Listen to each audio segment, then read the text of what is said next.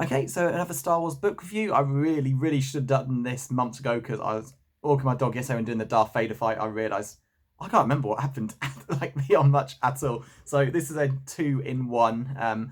When I get round to doing I've already reviewed Outbound Flight. I did it separate from Cyber Quest. Maybe I'll redo them together one day. But yeah, this is a 2-in-1. It's just the easiest way. Choices 1 and Allegiance. So gives a bit of entertaining backstory if anyone's interested. So I've basically got patterns. So basically the idea was I read all the new Jedi Order books. Let's grab the first one. That's Survivor's Quest. New Jedi Order books I began reading January 2022, starting with Vector Prime.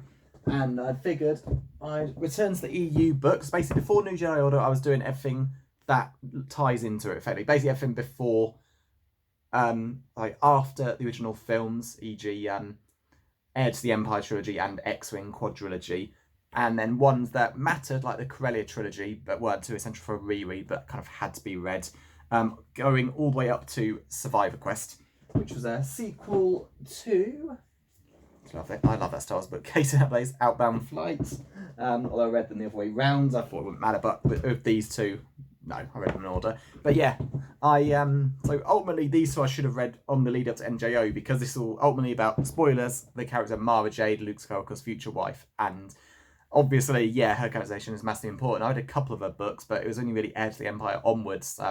Nothing, ending with the, was it Hand of Thorn duology, and then of course Survivor's Quest down there. So I really should have read these at the time, but I simply didn't have them. So yeah, read them all. Went on to, well, not all, there's tons I've not read.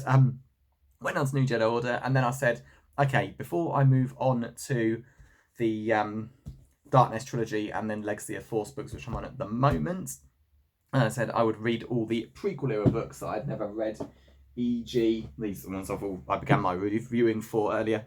Phantom Menace, adult novelisation, well, not junior, and Rogue Planet onwards, onto the floor. So we fun sorting out the mess of that bookcase as going to look like a monocle that's slanting. So yeah, I read all of those, and then I realised at the end, okay, I'm going to start, well, these were essential, Legacy of the Force, but preceded, is that the word, by the Darkness trilogy first, but much like how I started on NJO January 2022, my first ever video was Vector Prime. I should really re-record that to make it a much shorter, more to the point video one day. Yeah, I said, okay, so I'm starting those in January, pretty much full power. Not January the 1st like I did with NJO, but because I had other books I wasn't quite done with. Yes, these were counted as the beginning, no, the precursor to Legacy of Force, so that kind of began, NJO began January 2022, and Darkness and then Legacy of Force began January 2023, or not New Year's Day. But yeah, so I read all the prequel era ones, which was great, because I've still got plenty of after the prequels to still read. For example, the Race Squadron books, these ones were considered not that important, not that essential to read before NGO. And I figured, yeah, I could do that, or just go back to the prequels first. So I did all that, but then of course I realised, okay, I've still got time, and I don't want to start these until 2023. This was like November. I will read these. So basically I asked for, like months ago, this for my wife for my birthday, choices of one. And some point before that, I think June, finished the late shift, got in, let's have a browse for Amazon, see what books I can get. And yeah, kept seeing this in shops. And I thought, yeah, I'll one day get it. Yep, even now Waterstones do have the occasional Star Wars books, e.g. Betrayal, this one, not seen for a while, but it was in there. And yeah, so I thought, if I kind of heard about these books. You know, a lot of Mara Jade fans out there who always rave about Choices of One in particular, and Allegiance. I thought just Stormtrooper book, but if I just read the back, that's Mara there. I'd have found that's not the case. But I really should have got these in the lead up to NJO, but I didn't. But I thought, okay, all prequels, but I will read these two first as well. And I did it because I basically said to my wife, you know, can you get me this one for my birthday? And it will be read before Christmas. Otherwise, I would just ask for Christmas. It was a close shave. I think I started reading this one on Christmas Eve. So yeah, just about managed it because I was tempted to read it first, that one, then that one. I thought, you know what, nah, Outbound Flight, Survivor's Quest, people recommended the reading order, if not release order, but the order they come in. I didn't do that. It didn't feel matter, but I think about it, yeah, I missed out on a lot of things. So read these one by one. Well, Star Wars, something else Star Wars.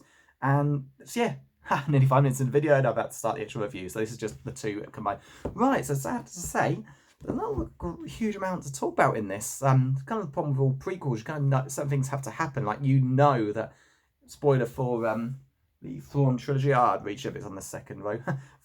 Thrawn trilogy / Heir to the Empire trilogy. Mara Jade doesn't meet Luke until that point, 5 years after Return of the Jedi ends. Well, she can't. She's ordered ahead from Palpatine to kill Luke Skywalker. These orders, admittedly, in this time, haven't come in yet. But yeah, that's the first time she ever she mentioned seeing him on Jabba's barge. She was there in episode 6, which is quite cool, but didn't get close enough to try killing him. Plus, Luke killed all of those guards before there's any hope of that happening. Plus, Jabba's plan to have him thrown into the Sarlacc pit, so she would have succeeded anyway.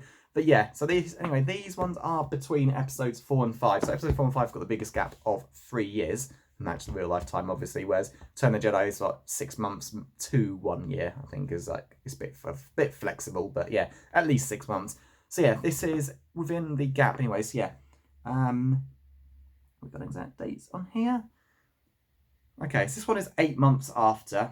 This is probably maybe 6 months after. I'm sure there's a couple of months before between the two. So yeah, basically you've got Stormtrooper units, a group who basically there's effectively a falling out between like new Stormtroopers. Well, not so much Stormtroopers, but like private armies effectively that are working for the Empire. I think on the CSF, is it?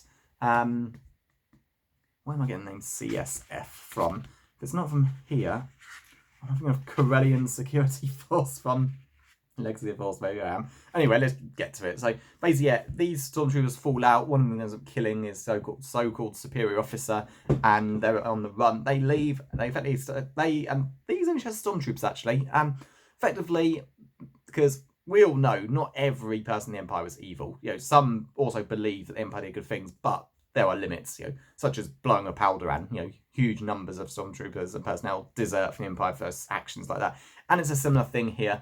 These Stormtroopers believe in the good the Empire can do. And I've always said this, the Empire could do a lot of good, particularly cut all the red tape around. Yeah, it's dodgy, it's a dictatorship, there's a complete lack of freedoms, but the things the Empire could do for use for good, it could be done well. And this is something these empires believe in. They are also it's nearly 20 years, well, just over 20 years, I suppose. What is it? It's 19 years from Revenge of the Sith to A New Hope, and this is half a year later, so it's nearly 20, but yeah, they effectively remember the good that the Empire do. Obviously, they don't know the full details. They've heard rumours about what went on with Alderaan and that, although they do eventually work it out. But yeah, they're used to the order they can, Stormtroopers can impose, but in a good sense. Which, yeah, you can't think of it just black and white. There were obviously places which needed dealing with in a firm way. These Stormtroopers, it's pretty much suggested they were part of that. So, but yeah, then they start getting the missions that they know are wrong, and they defect. And effectively, they come across Mara Jade, who is the Emperor's hand. She gets some good moments in. There's scenes where she's talking to Darth Vader. I wouldn't say she's scared of him, but she sure as hell doesn't like him very much and doesn't trust him. Again, good to know Mara Jade is no Sith lady or anything like that, or even a Dark Jedi. She's just effectively a Force user in Palpatine. So she's effectively an assassin. Sounds dark, but how many people did Luke and Han kill? Luke even reflects on it. Yeah, he killed a lot of people on the Death Star, but people on there knew what was going on. If the Empire had any decency in them, they'd have done a massive evacuation, much like you see in Return of the Jedi when all the Stormtroopers were legging it to get out of there. The Empire didn't. Light of Tarkin were arrogant enough to assume they couldn't possibly lose and all died because of it. Luke admits there was a difference between that to shoot Stormtroopers who are trying to kill you and then blowing up a station filled with staff. It's just one of these things in war. But yeah, it's good to see that Luke thinking about that, how different this all feels. So ultimately, it comes down to, by this one, which we will call part 2, Luke and Mara nearly meet. They kind of talk to each other a little bit.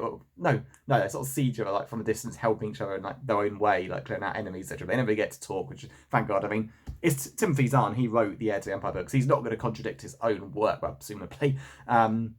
So he's kind of got that. So you've kind of got all that stuff going on. Luke and Han, Luke and Mara nearly meet, but don't, just to got to preserve the, as Marvel would call it now, the sacred timeline.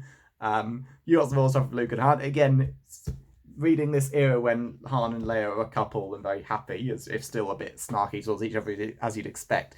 It's easy to forget that's not how it was at all at the beginning. Han didn't like taking orders from anyone, much less this woman who thought she was better than him.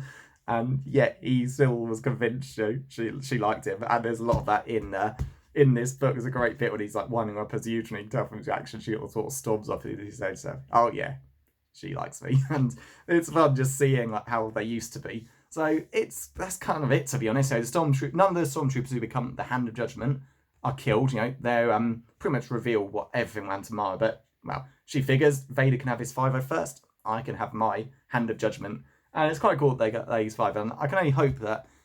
I mean, that's the problem. These books were written like what 2010, 11, something like that. But years after a lot of the other books were wrote. So it'd be nice if one day if these stormtroopers could come back and see that they're like maybe they became part of the Rebel Alliance and the New Republic. Who knows? Yeah, it's a book, but it's kind of forgettable, to be honest. Good stuff in there, you know, characterization between with Han and Han's thoughts, what Han thinks Leia thinks of him. You know, Luke and Mara nearly meeting each other. Vader wanting information on Luke because, of course, that's it. The first one is, they're both after the Death Star is destroyed, but a little bit late, like a couple of months apart, I'm sure. So yeah, it's a memorable story. Good if you want to like, you know, if you're a fan of Timothy Zahn or the character Mara Jade and you want to see some more stuff in the back. Overall, it's kind of forgettable. It's probably why I never came across it. I mean, when I was looking at, you know, the books they recommend you read, you know, lead up to the New Jedi Order Essential Survivor's Quest, because along with tying into being a sequel to Outbound Flight, it's just a good book, and this is the first book with them two as a couple because the Hand of Fallen trilogy ends with them getting together. So, and then Wraith Squadron, not that important because so far none of the characters have really shown up beyond the odd mention. But yeah, I guess when I was reading those lists, these weren't considered essential reads, which is why I didn't bother. So yeah, give it a go if you want, if you've not read them, but look for them for quite cheap. I mean, I don't know where my wife got me this one from, probably somewhere pretty cheap. You can tell it's new. This one was like not even a tenner on Amazon. Not bad considering the RRP is £10. So yeah, it's one worth read, but not essential to NJO or Legacy of the Force in any way, to be honest. But yeah, hope you enjoyed it, and I will, as I'm reading this, recording this, I don't do scripts, my one for Dark Lord should be up, so soon I'll get this one up too. Okay, see you next time.